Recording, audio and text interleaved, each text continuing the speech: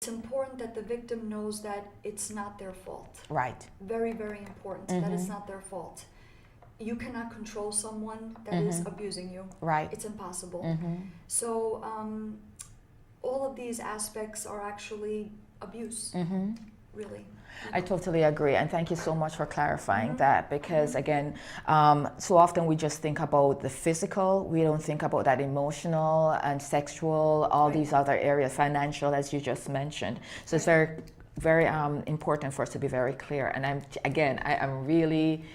intrigued by that book, that journal. I'd love to see that. Sure. Yeah. Do you have a picture of anything of it or anything that maybe? I actually have it with me. Oh, okay. I do have it with me.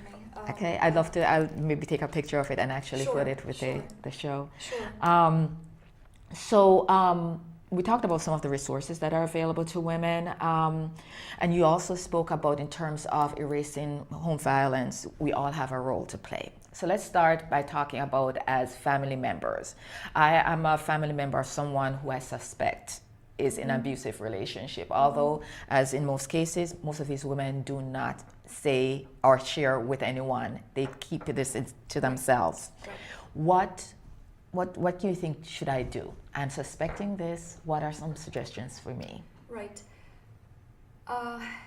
I like to, again, back to the chaos diary, it's a good icebreaker when you don't know how to approach someone, family member or non-family member. It's a good way to kind of just open a window and say, look, I suspect something is going on. Take this, read it, because in the beginning I have encouraging words, just like empowering, and also defining what home violence is.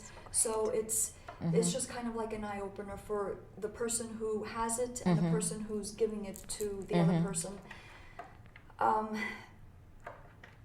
The 800 numbers that I provided, I would say it's very hard, I know, to intervene, and I know that, I am aware of that, to keep telling them it's not your fault, you're not alone, and that things will get better. The way I approach my business, and this is what I encourage people, we have to get into that person's workplace, that victim's workplace, where I hold a seminar directed to employees, upper management, and supervisors.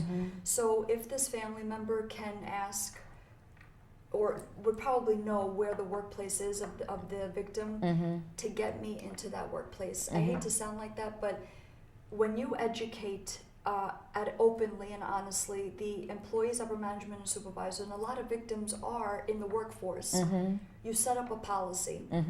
There is zero tolerance for home violence, because home violence definitely seeps into the workplace.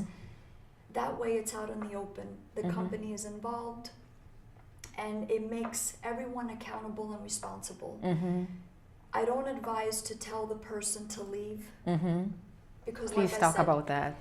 Because once you, first of all, you're re-victimizing the person. It's kind of like counterproductive. You have a person, like as I mentioned, who's all beat up, who's threatened, constantly being put down. You're nothing without me. You're not going to make it out there without me. I'm going to take the kids. You listen to this every single day, you begin to believe it. So you cannot, how can we expect for that person to leave? It is, like I said, counterproductive, and then we need to expect for the abuser to leave. That's what I want to see. Okay. Whoever that is, male or female, the abuser is the one who needs to vacate the residence. So, and there's many reasons why women don't leave. Money is a big one, financially. Big. She is financially dependent on the abuser, and if she leaves, that's gone. Children are a big factor in why she stays. Fear, utter terror of constant threats, and it makes you very, very scared. Law enforcement blame her, her religion blames her, family blame her, she blames herself. And the whole community blames her. Yes. Yeah, why did you marry him? Why did you marry her? So And then when you bring up that statistic of 75% more likely to be killed, if the odds are stacked so highly against you, would you leave? No. So expecting her to leave is the wrong approach.